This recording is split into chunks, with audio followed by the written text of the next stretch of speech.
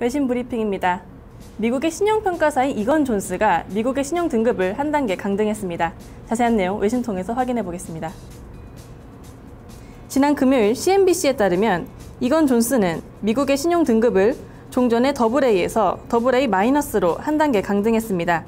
이건 존스는 연준이 발표한 3적 양적 완화는 달러 가치를 떨어뜨리고 인플레이션 압력을 고조시킬 위험이 있다고 지적했습니다.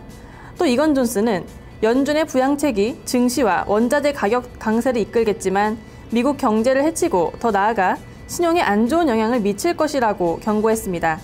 원자재 가격 상승이 기업의 순이익 확보에 압박을 가하고 소비자의 비용을 늘려 구매력을 떨어뜨리게 될 것이라는 설명입니다.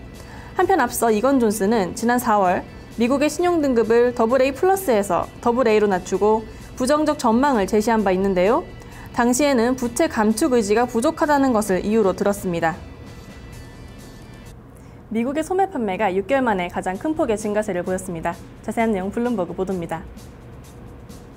현지 시간으로 14일 블룸버그 통신에 따르면 미국 상무부가 발표한 지난달 소매 판매가 전달보다 0.9% 증가한 것으로 나타났습니다. 이는 지난 2월 이후 6개월 만에 가장 큰 증가세로 시장의 예상치인 0.7% 증가를 웃돈 수준입니다. 앞선 7월의 0.6% 증가보다도 나아졌습니다. 반면 지난 7월의 수치는 종전 0.8% 증가해서 소폭 하향 조정됐습니다. 변동성이 큰 자동차를 제외한 소매 판매도 0.8% 증가해 0.6%였던 시장 예상치를 웃돈 것으로 나타났습니다.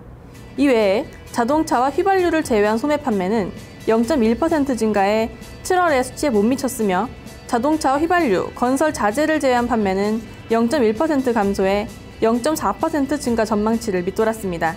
밀란 뮬레인 TD증권 투자전략가는 이는 충분히 고무적인 지표라면서도 아직까지 그 힘이 강력하지는 않다고 진단했습니다.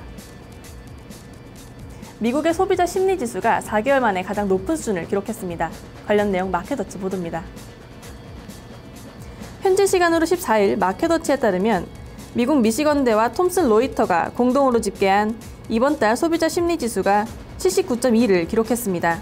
이는 전달에 74.3에서 개선된 것으로 75를 기록할 것으로 내다본 전문가들의 예상치도 웃돌았습니다.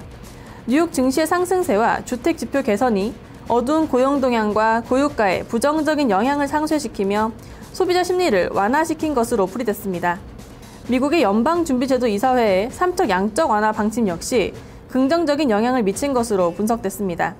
한편 이날 미국에서는 다수의 경제지표가 발표됐는데요.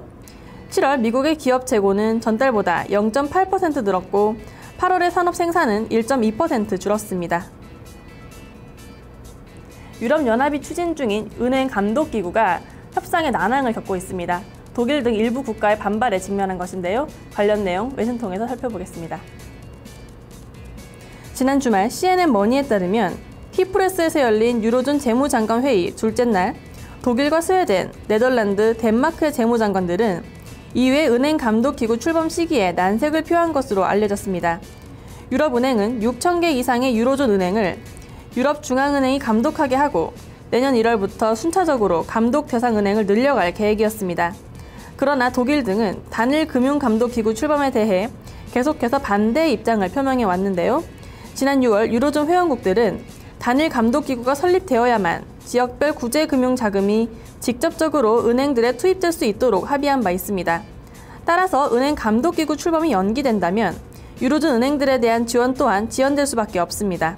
독일 이외의 일부 회원국들도 감독기구가 유로존 전체 은행을 감독할 수 있을지 여부에 우려를 표하고 있는데요.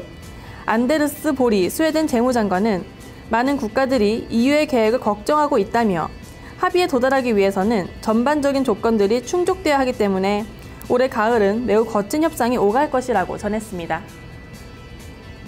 지금까지 외신 브리핑이었습니다.